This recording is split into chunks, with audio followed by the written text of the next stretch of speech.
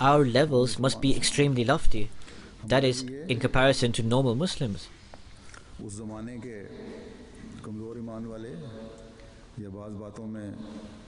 Those people who were weak of faith of that time, or those people who demonstrated weaknesses at that time, they are not an example for us. In fact, those people are an example for us who reach the loftiest stations.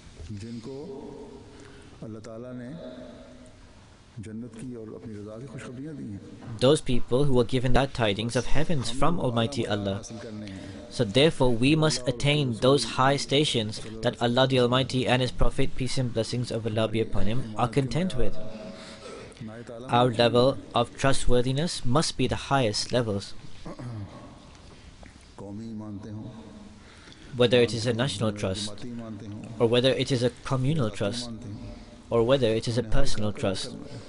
In every case, we must discharge fully the rights of these.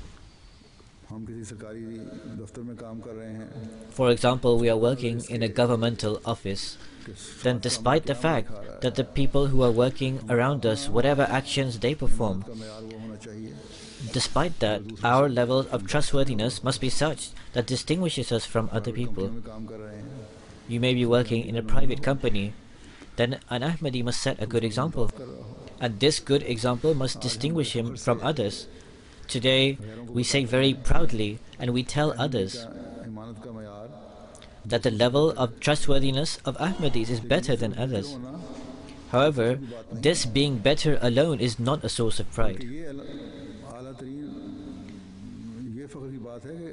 In fact, what will be a source of pride is that that level must be the highest and loftiest levels of trustworthiness. In the nations of third world countries where development is equal to nil, in fact development is sometimes in the negative or going backwards, there the state of trustworthiness is such that in every department and in every area and on every level there is corruption and dishonesty occurring. For example, in Pakistan, they are very proud that we are a Muslim nation. However, the new statistics and figures that have come forth, that in terms of the most corrupt countries, Pakistan has increased in terms of rank of corrupt countries.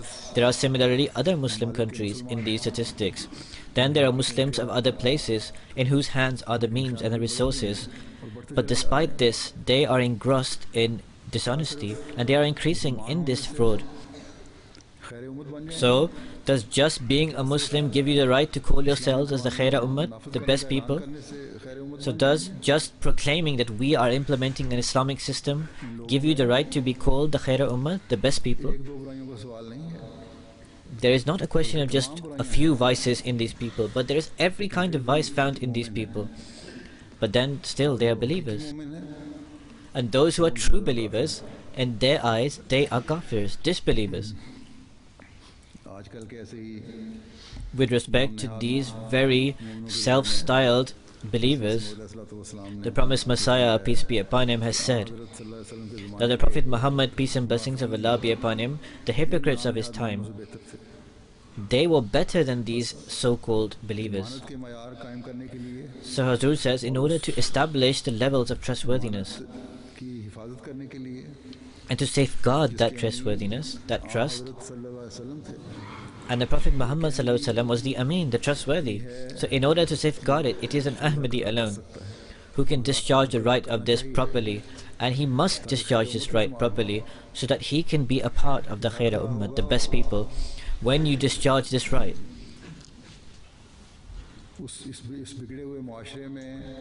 then in this corrupted society, you will be establishing your good example.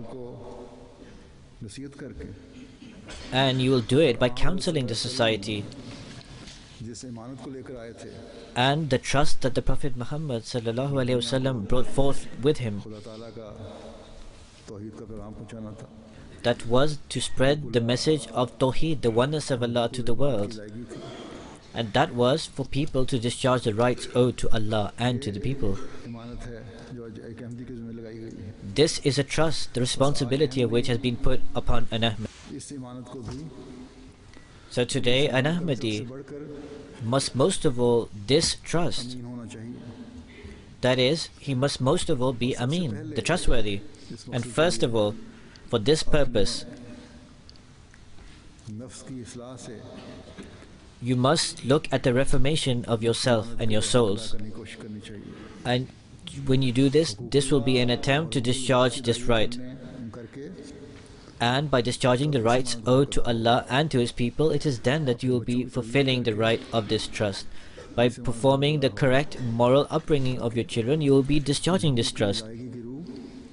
So that the discharging of this right is also established in future generations and in future progeny. Then the Prophet Muhammad, peace and blessings of Allah be upon him, has also provided one sign of a hypocrite, that he always lies. Whatever he says, there is always some utterance of lie or falsehood within it. This is such a warning for that person who performs falsehood. If you look, this is a contradiction or difference between word and deed. And this contradiction or difference is hypocrisy.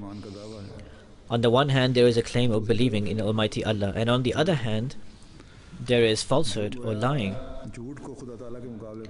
So, basically, he is bringing lies in comparison to Almighty Allah or in front of Allah. This is why lying and narcissism in one place have been made alike. That is, lying or narcissism and associating partners with Allah have been given semblance.